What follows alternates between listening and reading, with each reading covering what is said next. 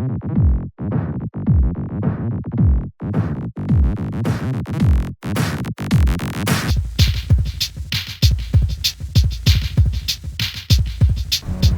name is Roadsworth. I'm from Montreal. I have been painting roads, streets, walls, all kinds of spaces since 2001. And I'm an artist, a musician, a father of three.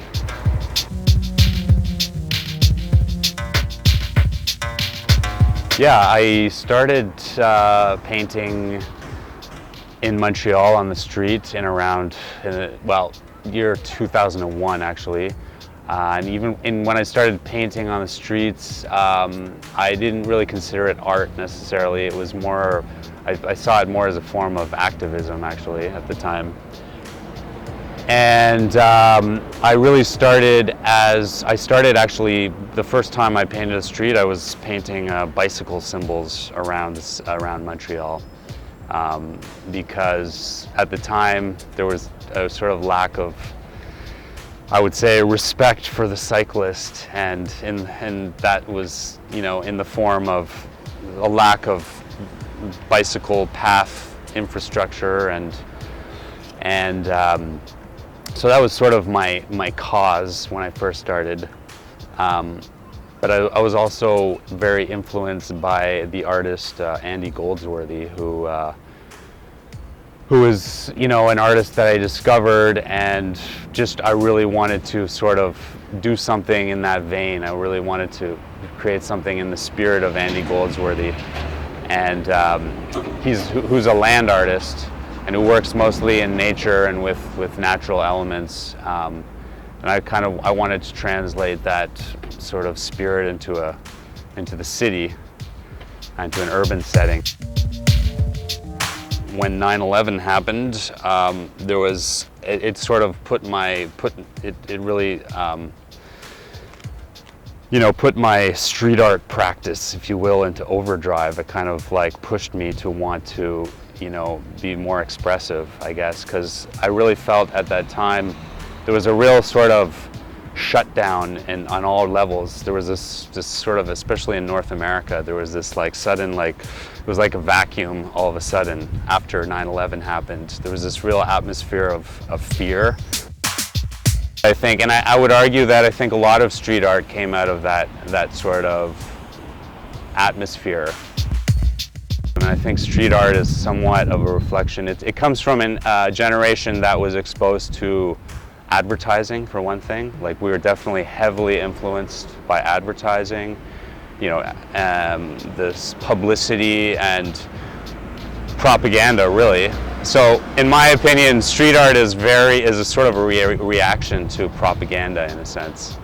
It's like an alternative form of media, and you see that, the humor and the cynicism, I think, that exists. I mean, Banksy is a prime example. And I think it's a reaction to propaganda, and the propaganda was especially heavy around 9/11 and thick, and sort of since that time.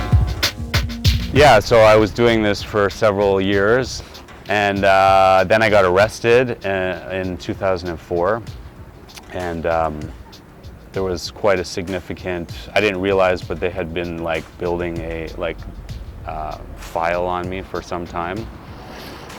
And there was sort of, in Montreal and in many cities, there was an anti-graffiti squad. So they were, there's a squad of, I guess, who are dedicated to busting graffiti artists.